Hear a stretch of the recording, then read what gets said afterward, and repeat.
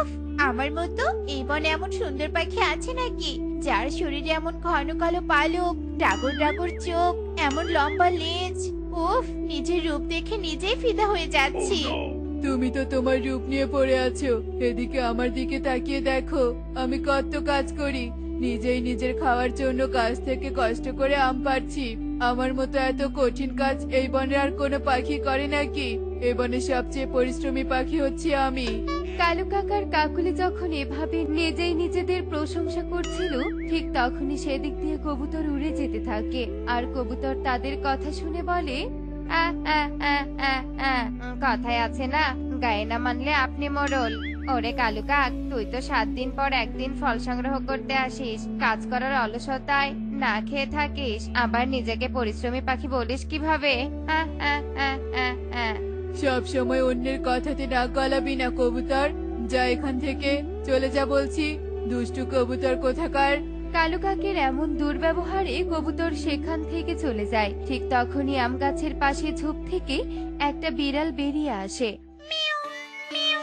ও কালু কাক, ও কাকলি, আমাকে একটু সাহায্য করবে গো? Miao, Miao. ও মা, এই বিড়ালটা আবার কোথা থেকে এলো? আয় বিড়াল আয়, তোর আবার কি সাহায্য চাই রে? হ্যাঁ, আমার ঘরে ফেরার রাস্তা হারিয়ে ফেলেছি। এই বন থেকে 2 ক্রোশ দূরে একটা লাল মাটির পাহাড় আছে। সেই পাহাড়ের চূড়ায় একটা সাদা মাটির ঘর আছে। সেই ঘরে আমার বসবাস। আমি এই বনে ঘুরতে এসে ঘরে ফেরার পথ হারিয়ে ফেলেছি। আমাকে একটু ঘরে রেখে আসবে তোমরা? না না, অত দূর আমরা যাব না। বিড়াল, তুই তোর ঘরে যাওয়ার রাস্তা নিজে খুঁজে বের কর। না না, আমাকে একটু সাহায্য করো তোমরা। আমি আমার ঘরে ফিরতে চাই, আমার উপর দয়া করো। ঠিক আছে ঠিক আছে, এত কান্নাকাটি করতে হবে না। বিড়াল, তোকে আমরা তোর ঘরে পৌঁছে দিব। এই যে ঝুড়িতে তুই উঠে পড়। এই বলে কালু কাক তার আম রাখা ঝুড়ি নিয়ে গাছ থেকে নিচে নেমে আসে, আর বিড়াল সেই ঝুড়িতে উঠে পড়ে। কালু কাক বিড়াল সহ ঝুড়ি নিয়ে উড়াল দেয়। কাকুলি কিছু বুঝতে না পেরে কালু কাকের পাশে উঠতে থাকে আর বলে, কালু, তোমার কি মাথা খারাপ হয়ে গেছে? এই বিড়ালকে তার ঘরে পৌঁছে দিবে?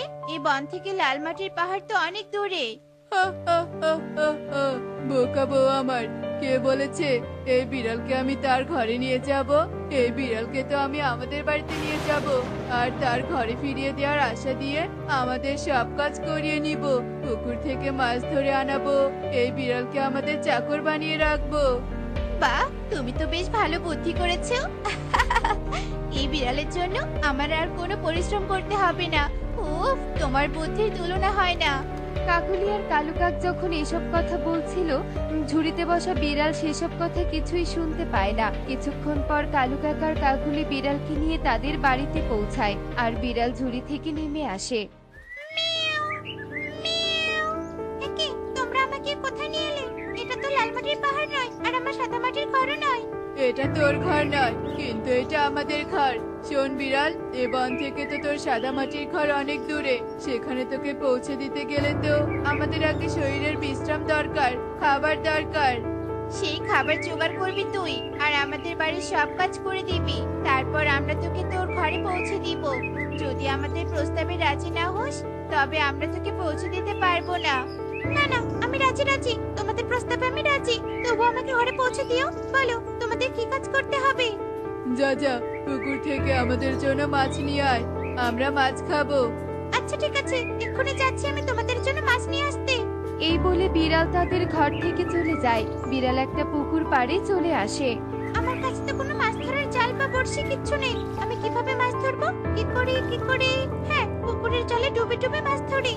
এই কথা বলে বিড়াল পুকুরের জলে ঝাঁপ দেয়, আর পুকুরের তলদেশ থেকে মুখে করে মাছ ধরে আনতে থাকে। আর সেই মাছ এক জায়গায় জড়ো করে একটা ঝুড়িতে তুলে নেয়। তারপর মাছের ঝুড়ি নিয়ে আবার কালু কাকুলির বাড়িতে চলে আসে। এই দেখো, আমি তোমাদের জন্য অনেক মাছ নিয়ে এসেছি। শুধু কি মাছ নিয়ে আসলে হবে? রান্না করে কে দিবে? যা যা, আমাদের জন্য রান্না করে নিয়ে আয়। আচ্ছা ঠিক আছে, আমি এক্ষুনি রান্না করে নিয়ে আসছি। এই যে, তোমাদের জন্য আমি রান্না করে নিয়ে এসেছি। বাবা, বেশ ভালো হয়েছে। যা বিড়াল, এবার আমাদের ঘরটা একটু পরিষ্কার করে দে তো।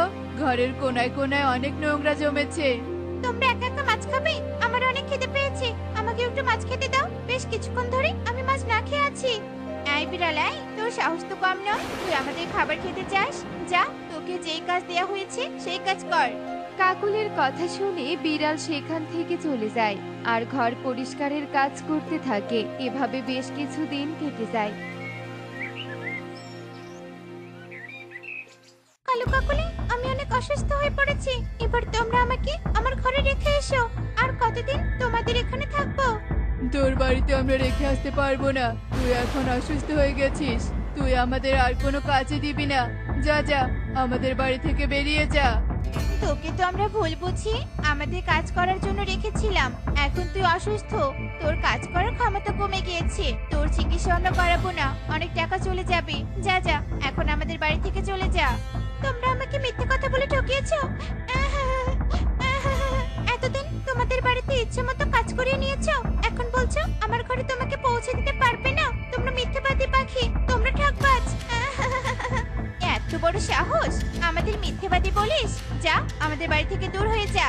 কাকুলি আর কালু কাকের এমন ব্যবহারে বিড়াল অনেক কষ্ট পায় আর নিজের মনে কষ্ট চেপে রেখে কালু কাক আর কাকুলির বাড়ি থেকে চলে যায় আর রাস্তার ধারে একটা গাছের নিচে বসে কাঁদতে থাকে। কার কাছে আমি সাহায্য চাইবো? যে পাখিদের বিশ্বাস করেছিলাম তারা আমাকে ঠকিয়েছে। আর কাকে বিশ্বাস করব আমি? তবে কি আমি ফিরতে পারবো না আমার সাদা মাটির ঘরে? এ কি, এখানে একটা বিড়াল বসে কাঁদছে? বিড়াল, তোমার কি হয়েছে? কাঁদছো কেন তুমি? তোমার কি খিদে পেয়েছে? বলো, তোমার সমস্যার কথা আমাদের বলতে পারো, আমরা তোমাকে সাহায্য করব। এই বনের কালু কাকুলিকে আমার সব সমস্যার কথা খুলে বলেছিলাম, কিন্তু তারা আমার সাথে বিশ্বাসঘাতকতা করেছে। তোমরা আবার আমার সাথে বিশ্বাসঘাতকতা করবে না তো? ওই কালু কাকার কাকুলি তো এই বনের দুষ্টু পাখি, আমাদের তুমি বিশ্বাস করতে পারো। বলো বিড়াল, তুমি কাঁদছো কেন? টোনাটুনির কথা শুনে বিড়াল সব কথা খুলে বলে। সব শুনে টোনাটুনির মনে অনেক দয়া হয়। টোনাটুনি বিড়ালকে বলে, তুমি কোনো চিন্তা করো না বিড়াল, আমরা তোমার হারানো ঘরে নিয়ে যাব। এসো, আমাদের ওই ফুলের ঝুড়িতে উঠে বসো।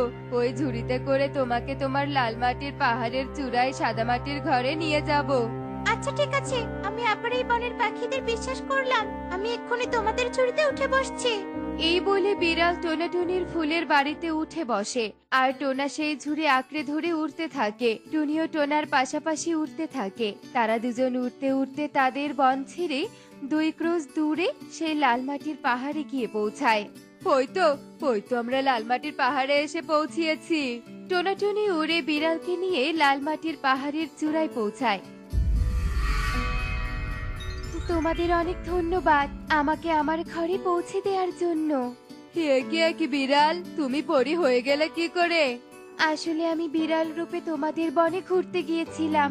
সেখানে গিয়ে আমার জাদু শক্তি আর কাজ করছিল না, আর আমি রাস্তা চিনে আমার এই ঘরে ফিরতেও পারছিলাম না। তাই ঘরে ফেরার জন্য তোমাদের সাহায্য নিয়েছি। যাক, তুমি ঘরে ফিরেছো, এবার আমরা আসি। দাঁড়াও দাঁড়াও, আমাকে এত বড় একটা সাহায্য করলে এবার তোমাদেরও সাহায্য করব।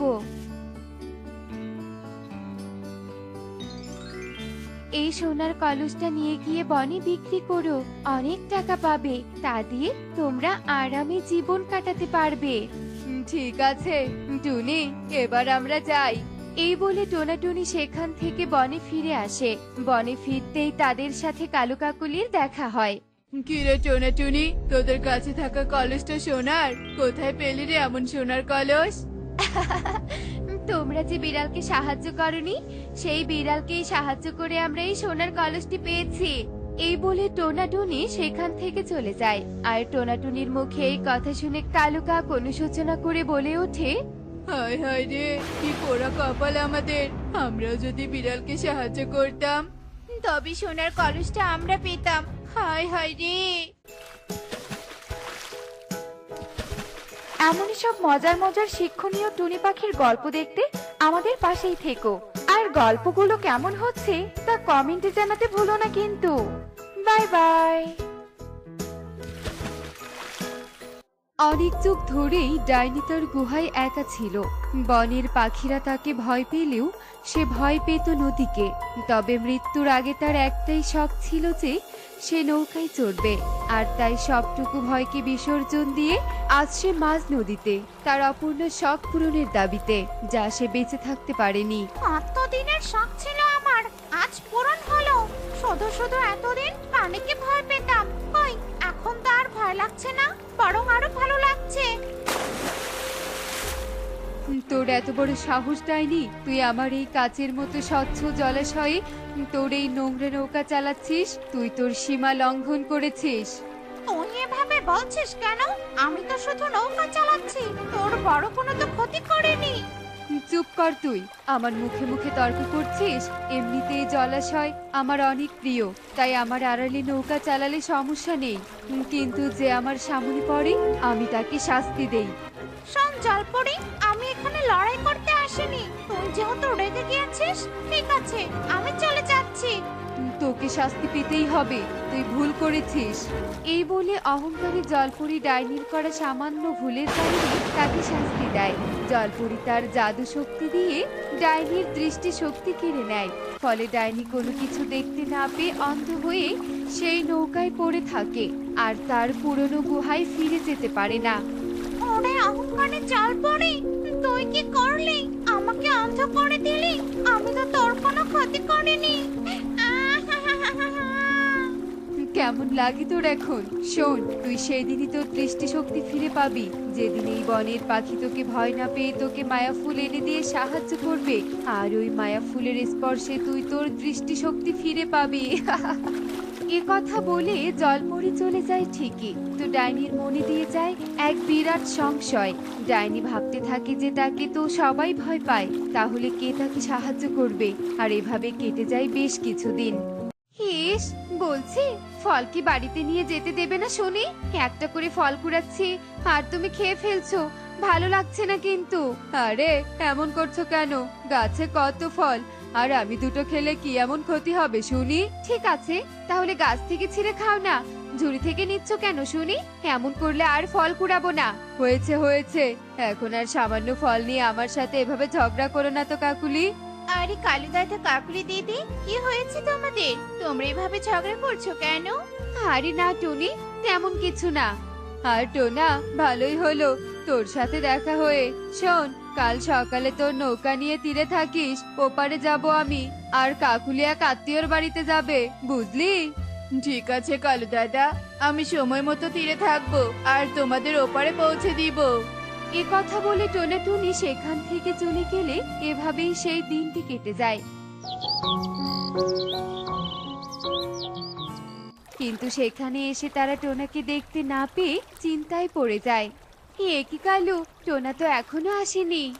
তাই তো দেখছি, এখন ওপারে যাব কি করে? আর টোনা তো না আসার পাখি নয়, ওর আবার হলোটা কি? টোনা, ওঠো, একটু কষ্ট করে ওষুধটা খেয়ে নাও, দেখবে সুস্থ হয়ে গেছো। ইস, হুট করে যে কেন এত জ্বর এলো কিছুই তো বুঝতে পারছি না। ওদিকে আবার কালু দাদা এতক্ষণে বুঝি তীরে চলে এসেছে। হয়েছে, ওসব নিয়ে অন্তত এখন তোমাকে চিন্তা করতে হবে না। কাকুলি দিদিরা ঠিক নিজেদের একটা ব্যবস্থা করে নিবে, বুঝলে? ওষুধটা খেয়ে নাও তো। বাতাসের গন্ধ বলে দিচ্ছে আশেপাশে কোনো পাখি আছে, তবে আমাকে দেখলে তো ওরা নৌকায় উঠবে না। আমি বরং নিজের রূপটা বদলাই, পরে না হয় মাঝ নদীতে গিয়ে আসল রূপে ফিরে আসবো। কি গো, ওপারে যাবে নাকি? গেলে আমার নৌকায় উঠে পড়ো, আমি পৌঁছে দিব তোমাদের। সে না হয় ঠিক আছে, কিন্তু তোমাকে তো আগে কখনো এই নদীতে দেখিনি। কে তুমি? হ্যাঁ, আমাকে চিনবে না গো তোমরা, আমি নতুন মাঝি। আহ কালু, এত প্রশ্ন করছো কেন? একে তো সময় নেই, তার উপর তুমি কথা বাড়াচ্ছ। ওঠো তো নৌকায়, ওঠো। এরপর কালু কাকুলি নৌকায় উঠে বসলে পেঁচা রূপে ডাইনি তাদের মাঝ নদীতে নিয়ে নৌকা থামিয়ে দেয়, আর নিজের আসল ডাইনি রূপে ফিরে আসলে কালু কাকুলি তাকে দেখে ভীষণ ভয় পেয়ে যায়।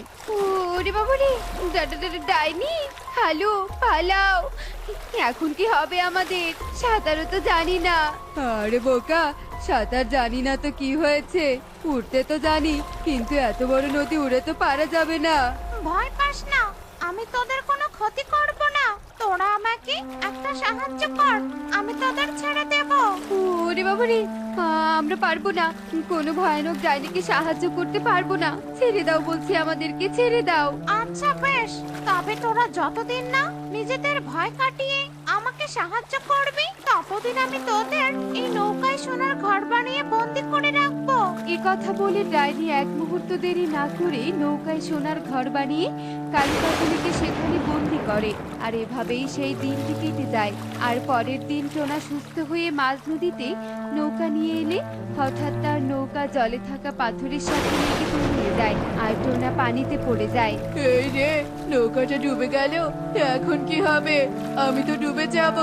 আরে ওটা কি, দেখে নৌকা মনে হচ্ছে, আবার সেখানে সোনার ঘর। না না, এসব পরে ভাবা যাবে, আগে নিজের প্রাণ বাঁচাতে হবে। এ মা, এই নৌকায় তো দেখছি একটা ডাইনি, কিন্তু এই কালো কাকুলিকে বন্দি করে তো দেখছি কোনো লাভই হলো না। ভেবেছিলাম ওরা আমাকে সাহায্য করবে, কিন্তু না, আমার বুঝি আর ডাইনি জন্মে চোখের আলো ফিরে পাওয়া হবে না। কি শুনছি কি এসব? এই ডাইনিকে তো দেখে ভালো মনে হচ্ছে, আরো কালু কাকুলিকে বন্দি করে রেখেছে সাহায্যের জন্য নিশ্চয়। আরো কালু কাকুলিকে বন্দি করে রেখেছে সাহায্যের জন্য, নিশ্চয় ওই কোনো বিপদে পড়েছে, আমাকে সাহায্য করা উচিত। কে কে ওখানে? আমাকে না বলে কে আমার নৌকায় উঠছে? কথা বল, বল বলছি। আমি টোনা, এতক্ষণ ধরে তোমার সব কথা শুনেছি আমি। বলো, কি করলে তুমি তোমার দৃষ্টি ফিরে পাবে? আমি তোমাকে সাহায্য করব। টোনা, তুই আমাকে দেখে ভয় পাচ্ছিস না? না, ভয় পাচ্ছি না, আমার তো তোমাকে দেখে মায়া হচ্ছে। আমার এই দৃষ্টি ফেরাতে পারে একমাত্র মায়া ফুল, যা পাহাড়ের চূড়ায় ফুটে আছে। আচ্ছা ঠিক আছে, তুমি এখানে অপেক্ষা করো, আমি এক্ষুনি গিয়ে সেই মায়া ফুল নিয়ে আসছি। এ কথা বলে টোনা চলে যায় পাহাড়ের চূড়ায় মায়া ফুল আনতে। আর এদিকে ডাইনি প্রহর গুনতে থাকে টোনার ফিরে আসার।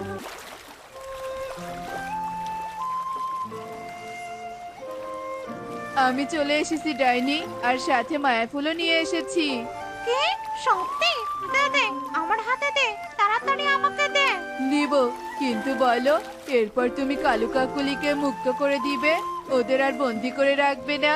আচ্ছা ঠিক আছে, আমি তোকে কথা দিলাম ওদের মুক্ত করে দেব। এখন তো মায়া ফুলটা দে আমাকে। এ কথা শুনে টোনা বিশ্বাসের সাথে মায়া ফুলটি ডাইনির হাতে তুলে দেয়। আর ডাইনি সেই ফুল চোখে স্পর্শ করালে সাথে সাথে তার দৃষ্টি শক্তি ফিরে আসে এবং এতে করে ডাইনি ভীষণ খুশি হয়ে যায়। আমি আমি আবার সবকিছু দেখতে পাচ্ছি। টোনা, তোকে অনেক ধন্যবাদ, অনেক ধন্যবাদ।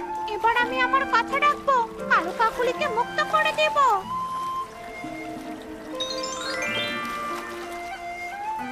ইস, আমাকে সাহায্য করো, সাহায্য করো আমাকে। আমার চোখে অনেক কাদামাটি ঢুকেছে, এখন আর চোখ মেলে কিছু দেখতে পাচ্ছি না ঠিক মতো। ওপরওয়ালা তোমাকে শাস্তি দিল শেষমেশ, ডাইনি বোনের ভুল না থাকা সত্ত্বেও তুমি তাকে শাস্তি দিয়েছিলে। আমি ভুল করেছিলাম, আমাকে ক্ষমা করে দাও আর সাহায্য করো। ইস, চোখ জ্বলে যাচ্ছে আমার। জলপরীর এমন দশা দেখে ডাইনির মায়া হয়, তাই সে তার হাতে থাকা মায়া ফুলটি জলপরীর হাতে দেয়। আর জলপরীও ডাইনির মতোই সেই মায়া ফুলটির স্পর্শের সাথে সাথে ঠিক হয়ে যায়। হে কি ডাইনি, তুই তুই আমাকে মায়া ফুল দিয়ে সাহায্য করলি, কিন্তু আমি তো তোর ক্ষতি করেছিলাম, ভেবেছিলাম তুই খারাপ দুষ্টু। শোন জলপরি, সবাই যে খারাপ হবে এমনটা তো কোথাও লেখা নেই। আমি ডাইনি হতে পারি, কিন্তু আমার মনে কোনো হিংস্রতা নেই। আমি আজ অব্দি কারো কোনো ক্ষতি করিনি। আমি সব বুঝতে পেরেছি, আর আজ থেকে তোকেও আর এই বনের কেউ ভয় পাবে না। তো বন্ধুরা, দেখলে তো ক্ষমা ও ভালোবাসা দিয়ে জলপরীর মতো কঠোর হৃদয়কেও জয় করা যায়।